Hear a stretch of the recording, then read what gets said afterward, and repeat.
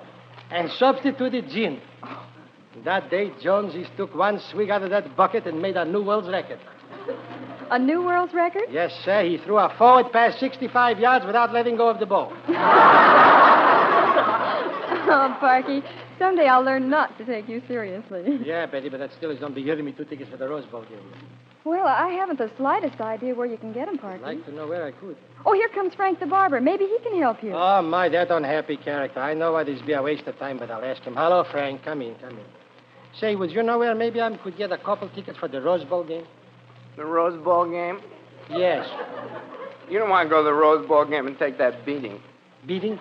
Sure. The first place, you got to get up at 5 o'clock in the morning so you can fight that traffic and get to Pasadena by 1 o'clock in the afternoon. And after you get there, you got to pay $7.50 to park your car. $7.50. Unless you want to park it close to the bowl. Then it runs into real money. How close could you get to the bowl for $7.50? Last time I went, it was only 4 miles. Must have been worn out walking to the bowl. No, that was nothing. No? What wears you out is after you get to the bowl. Yes. Oh, brother, them steps. The steps? Every year I buy my tickets from somebody else, and every year I always wind up in the same place, the 135th row. 135th row? My, it must be very hard for to see the game from way up there in the last row. No, that ain't the last row. It ain't? No, if it was the last row, where would they put that drunk who always sits right in back of you? Well, Frank, look. Out of 80,000 people in that big bowl, I'm sure there's not going to be no drunk sitting right in back of me. Oh, no, you just turn around. He'll be there. You will, huh? Well, I see what you mean, Frank. It don't be much fun going to the Rose Bowl game, huh? Well, look, since you don't get no pleasure out of going there, if you should happen to run across a couple tickets, sure would appreciate it very much if you'd sell them to me. Sell them to you? Yes. You crazy? I'm looking all over for a pair of tickets myself. I wouldn't miss a Rose Bowl game on a bet.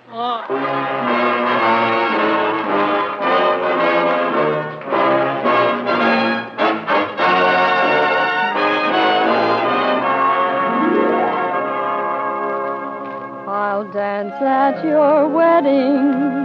I'll dance at your wedding. I'll dance at your wedding.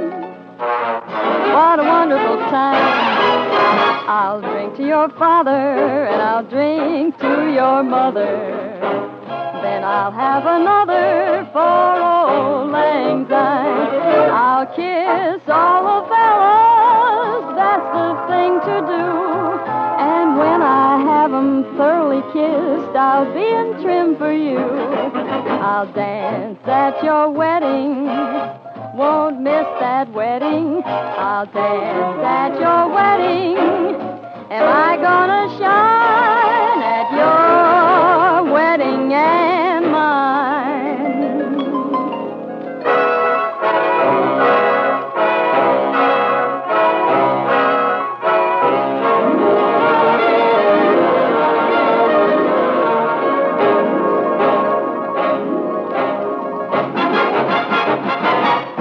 I'll kiss all your cousins, your uncles and your aunts.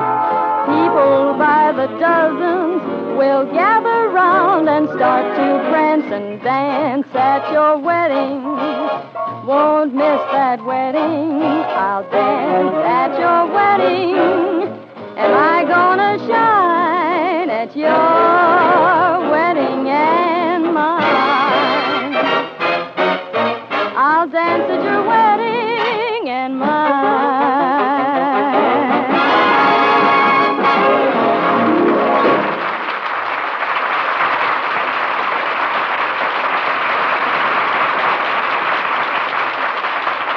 That was Betty Rhodes, our lovely Victor recording star, singing I'll Dance at Your Wedding. Thank you, Betty. We'll be back with Parky in just a moment. You know, there's one thing about us Americans. We're all proud of our community. And we have mighty good reason, too. For neighbors everywhere, your neighbors and mine, are working together to back the community chest, to give it the tools to help make your community a better place in which to live. Remember, a contribution to the community chest is a contribution for every Red Feather service. Now, this includes day nurseries, visiting nurses, family service, child care, clinics and hospitals, aids to the elderly and handicapped, traveler's aid, and many, many more. There's a Red Feather service for every age, for every health and family problem. These are Red Feather services you support when you make your contribution. When you give to one, your community chest, you give for all Red Feather services. By giving generously, you can be sure that you're supporting most wisely the friendly, neighborly services that help your community day after day and month after month. Everybody benefits, so everybody gives. Give to your community chest tonight. Wear your red feather tomorrow.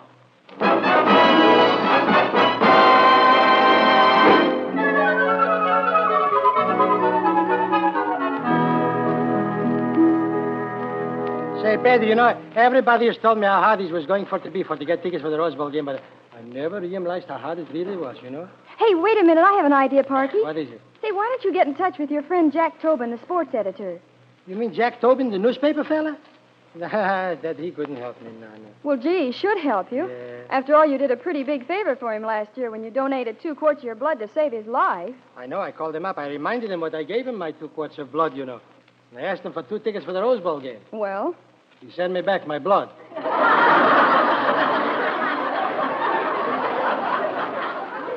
Well, gee, I've asked around, Parky. Nobody I know has any tickets or knows where to get any. Yeah.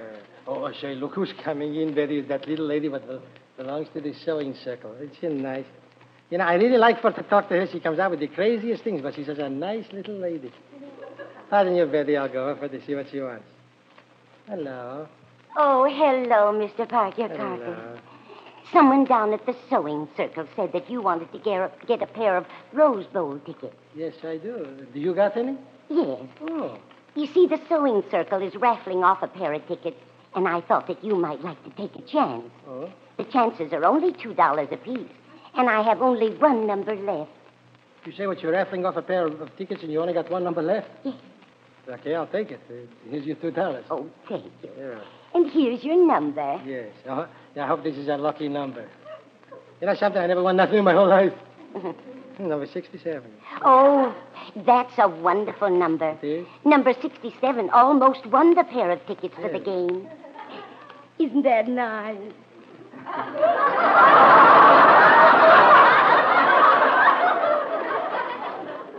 Yes, that's nice. But wait a minute. You say number 67 is almost won the pair of tickets for the game? Yes.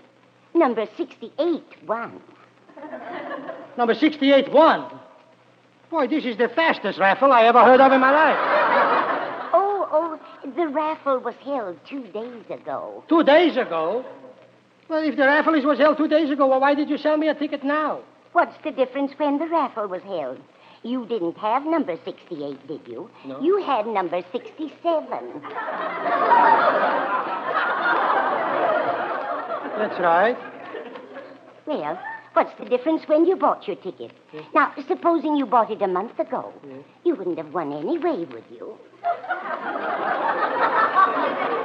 Yeah, you're right. It don't make no difference when I bought the ticket. Wouldn't have won anyways. Sure wish I had number 68, though. I could have. Oh, that was impossible. You see, the president of our club had the winning number. The president of your club had the winning number? Yes, but she was entitled to it because she was the one who thought up the idea of the raffle. I see. Isn't that nice? Yes, that's nice. Yeah. Well, thanks anyway, and better luck next time. Good day. Good day. Yeah.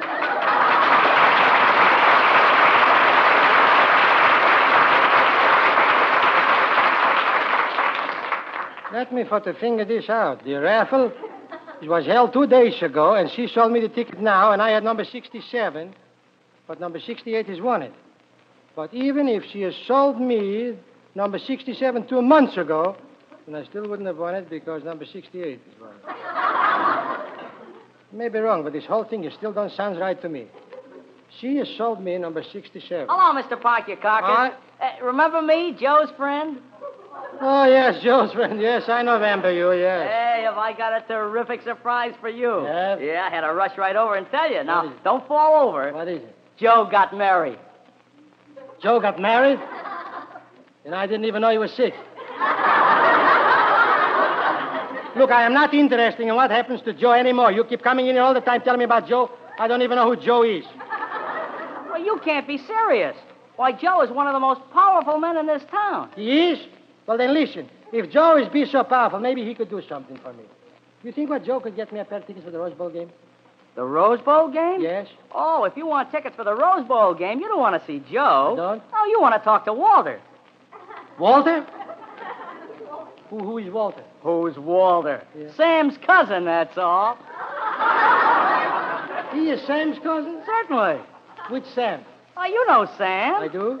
Sure. Remember that sensational Rose Bowl game in 1936 when Columbia played Stanford and beat them 7-0? Yes. Remember that sensational run that fellow made who ran 100 yards to score that touchdown? Oh, was that Sam? No, but Sam saw that game.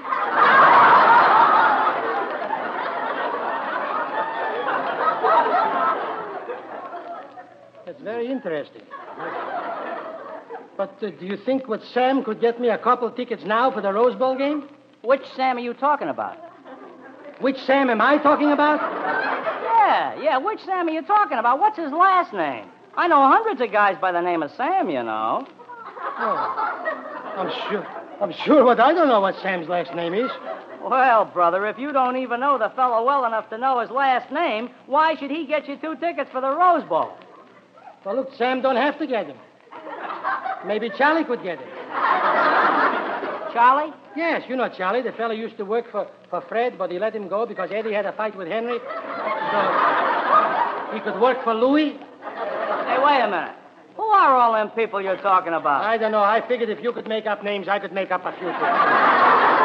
Oh, Mr. PARKY'S, you're just kidding me, ain't you? Oh, what a card you are. I'll see you later. So long. Yeah, sure.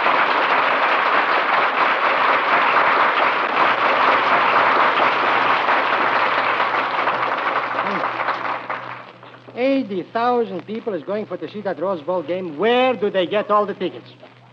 They must get them from someplace. Is it possible that they buy them from each other?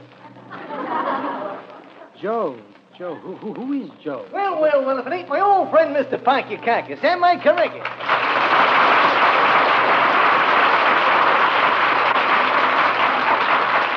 Yes, Mr. Sharp, you're correct. Hey, yes, I hear that you are looking for a pair of tickets for the Rose Bowl game. That's right, I am. Uh-huh. And, brother, do you realize that them tickets are scarcer than chickens' inlays? Chickens' inlays? Uh-huh. And chickens' inlays are even scarcer than hens' teeth. Well, I know where the tickets are scarce, all right, yes. Well, now, don't you worry your little gray face at all. Yes. All your troubles are over. I'm going to see that you get a pair of tickets for that Rose Bowl game. You will? Yeah. Yeah, Mr. Sharp, it's a wonderful surprise. Mm-hmm. Thank you very much. Yes. Don't measure it. Yes. Now, look, tell me, what year do you want those tickets for?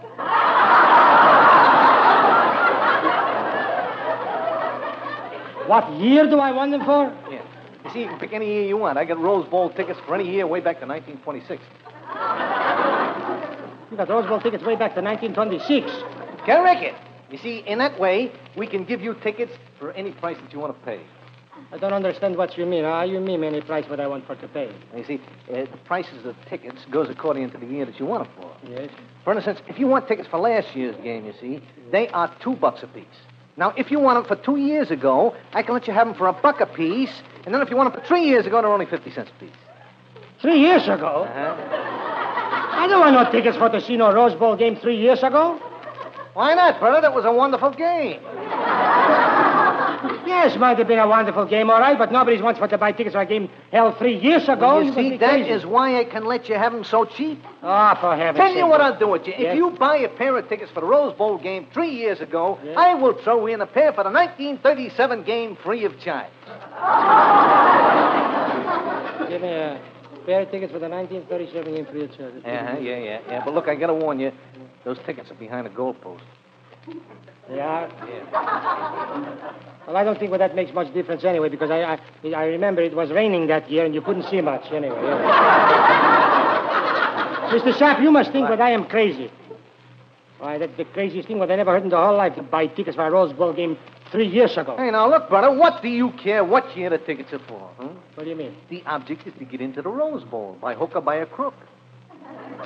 By hook or by a crook? Yeah, that's where I come in. I see. Oh, look, I forgot to tell you, with every pair of tickets that you buy from me, yes, you also get 10 free boxing lessons. Boxing lessons? Uh-huh. What is that for? So you can fight the usher when he tries to throw you out. Hey, I'm not going to fight no ushers. I want to sit there like a gentleman. And I know what I'm be just an old fuss budget, but if you don't mind, I would like to have a pair of tickets for this year's game. Oh, no. Look, it's impossible for you to get a pair of tickets for this year's game. It is? Oh. All those tickets go to the aluminum. The aluminum? Mm-hmm. Who is the aluminum? The aluminum? Those are the guys that stand up door and a half, they take their hats off, and they sing a song down this tomato.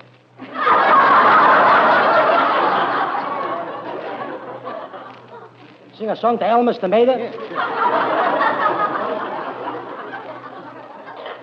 Who is Elmer's Tomato?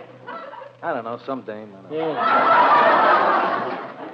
Well, look, why couldn't I say what I am one of the aluminum? You? Don't make me laugh, you. How could you be one of the aluminum? You belong to any of them fraternities?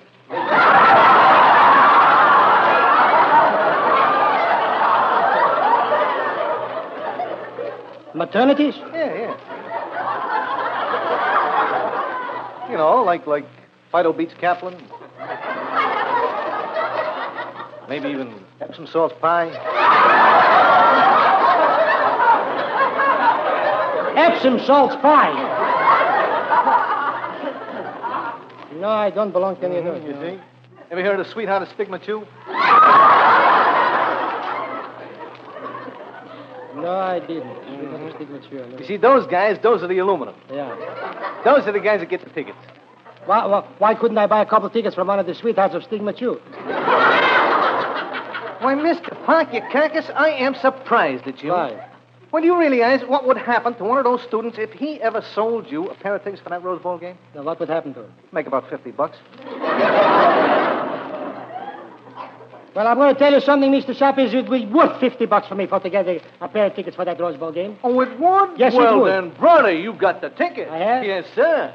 If you pay $50, I'll get them for you from a friend of mine. A friend of mine? Is he a student? No, he's a printer. Oh. Goodbye, Mr. Sharp.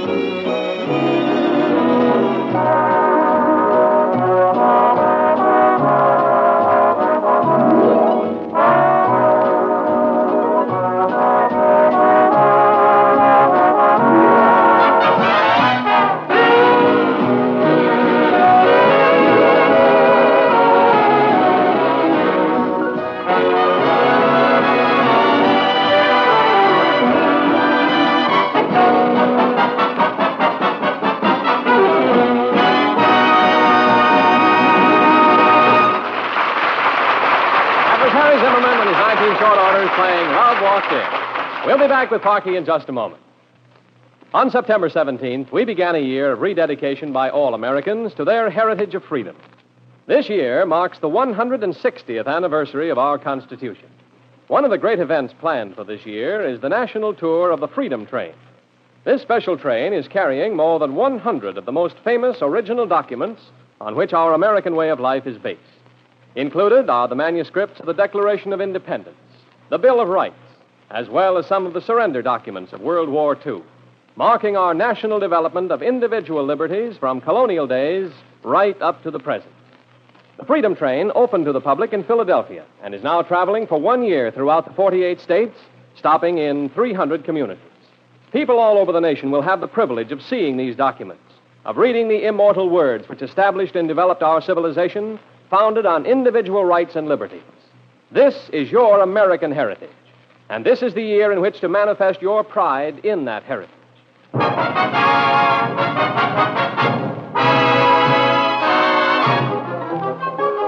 Oh, my. This has been a wonderful idea what Betty Rhodes has given me for to come over here to Pasadena to the Rose Bowl for to try to buy the tickets. Look at that. The box office will be open and nobody's been waiting there. Oh, my. I hope they give me a couple of good seats. I would like to have them right near home plate. Listen to me, home plate. I'm thinking of hockey. Hello, mister. Yes, sir? This way I buy the tickets for the Rose Bowl game? Yes, it is. It is? And I'm so happy that you came. I was starting to wonder if we'd be able to sell any tickets for this year's game at all. You were? Well, don't you worry, mister. You got a customer right here. Oh, goody. Yeah. I'll take 2 tickets. Only 2? Yeah, I'm sorry, but that's all that I could use. Oh. Where would you like them, on the 50-yard line? Don't you got nothing better? Well, we could put you on the players' bench, but you wouldn't like it there. No? Some of those players are so rough, they might jostle you all over. Oh. Well, if that's the best what you got, I'll take the 50-yard line. Yeah. You will? Yes. Gee, thanks loads. Yeah, that's all right. Yeah. I'll tell you something else. You've been so nice to me. Don't be promising you nothing, but I might be able to get rid of an extra couple tickets for you, too. I think I know a fella. I'll send them over here tomorrow. Gee, you mean you'll be able to sell 2 more tickets for us? I'll try. I'm not promising. Boy, wait till they hear about this back in Michigan. Michigan? Yeah, they were afraid out there that we wouldn't be able to sell any tickets at all for this year's game. Yeah, but they're afraid you wouldn't sell the tickets. Yeah, but look how wrong they were. You're going to buy 2, ain't you? Yeah. Say that you will, please, mister. Say, you know something? I think you're just making jokes with me. Yes, I'm making jokes with you. Just who do you think you are walking up to this box office and asking for a pair of tickets for the Rose Bowl game? Well, who do you got to be to walk up to the box office and ask for tickets for the Rose Bowl game? Well, all I can say is I wish I had your nerve, mister. Nerve? Why, I just seen the box office was open. I just walked up. Well, you must be pretty stupid if you thought we had any tickets left for sale. Stupid? Well, if you don't be here to sell the tickets, then why do you got the box office window open? Because it's hot in here, that's why. Well, I'm sorry, mister. I guess what I'm like what you said. I guess what I'm just stupid, yes. See, I don't know too much about these things. I mean, how to get Rose Bowl tickets and everything. Somebody told me if I came over here, I might be able to buy a pair of tickets, that's all. I do need them very badly. Well, there's no chance of getting any tickets, mister. We've been sold out for weeks. I see. Well, I'm sorry if I hurt your feelings. No, there's the phone. Yeah. Hello. Oh, yes. But, gee, I'm sorry, but we haven't a single seat left. No, not a chance. Okay, I'm sorry. Goodbye. Look, mister, if I had to turn down a man who just phoned, you can be positive we haven't a single seat left. That was one of the most influential men in this town. It was? Who was it? Joe. Joe!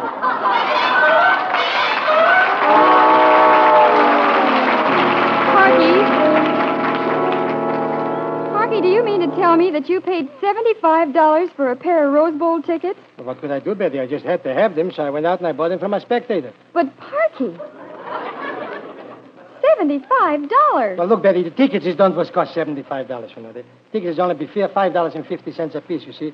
But he made me take a lot of accessories, like an extra set of hubcaps and an extra bumper, you know, a pair of fog lights and a windshield defroster. Well, Parky, all I can say is that you must have wanted those tickets an awful lot. Oh, I did, Betty, but I never want to go through another thing like this in my whole life. I mean, how I had to struggle before I finally was able to get these pair of tickets. Oh, Parky, here comes little Stevie Harris. Oh, yes, I called up his house. I told him to send him over. Hello, Stevie, come in. Hello, Mr. Parky Carcass. Hi. I came over as soon as I could. Stevie, did I promise you what you and your friend is going for to see the Rose Bowl game this year? Well, I got you your pair of tickets. You have? You bet I have. There they are right there. Golly. Yes, sir. Hey, is this how much they cost? $5.50 a piece? That's what they cost, yes. Well, gee, I didn't want to pay that much. No. Forget the cost, Stevie. That is your Christmas present from me. How do you like that? Gee, Mr. Parky Carcass, thanks. You're welcome. Hey, you know something? What? Wait until I show these to my dad. He told me it was impossible to get tickets for the Rose Bowl. What do you mean, impossible? You just got a couple, didn't you? Yes, but he told me it'd be too much trouble to get them. Trouble? Listen to that, Betty. His father said there's going to be a lot of trouble to get a pair of tickets for the Rose Bowl. Believe me, Stevie, it was no trouble at all.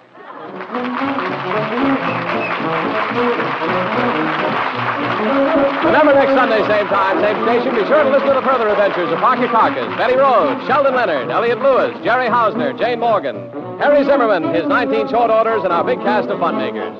Meet Me at Parky's is written by Parky Carcass and Howard Harris and is produced by Maurice Morton. This is Art Gilmore saying good night. This program came from Hollywood. Stay tuned now for more laughs. The Jim Backus comedy show follows in just a moment. Over the Mutual Broadcasting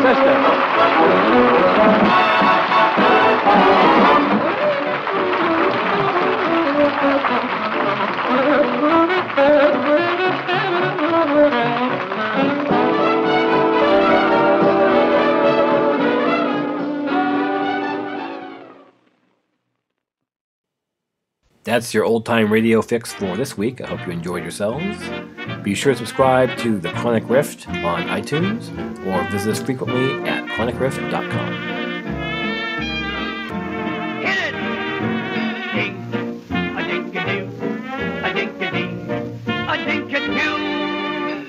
What a voice. What a voice. Simply means ink. A dink-a-doo, a dink-a-dee. Good night, folks. Signing off.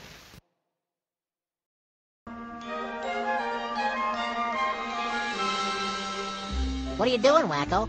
I'm writing a letter to Santa, telling him what I want for Christmas. Wait a minute, hold the phone. That's not how you spell Santa. It isn't? No, you've got it all wrong. Well, how do you spell it then? To spell Santa's name is easy to do. You write S-A-N-T and another A too. But Noel, Noel, Santa's name has no L, and he won't be too pleased if you don't learn to spell. Jack and Jill went up the hill to fetch water from a well, but when neither one could find it, Jill started to yell. Noel, Noel, can't believe there's no well. We walked all the way here and I'm mad, can't you tell?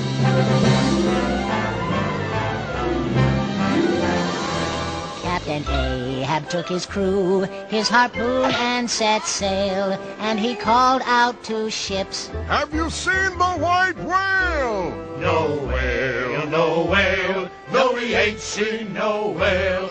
Saw a couple of dolphins. And a big yellow tail.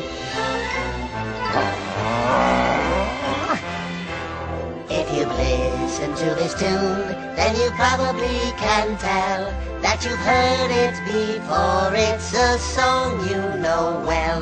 Noel, Noel, it's a song you know well. And we've ruined it completely, so we all say, oh well, oh well, oh well. We'll just say fairly well. Merry Christmas to you and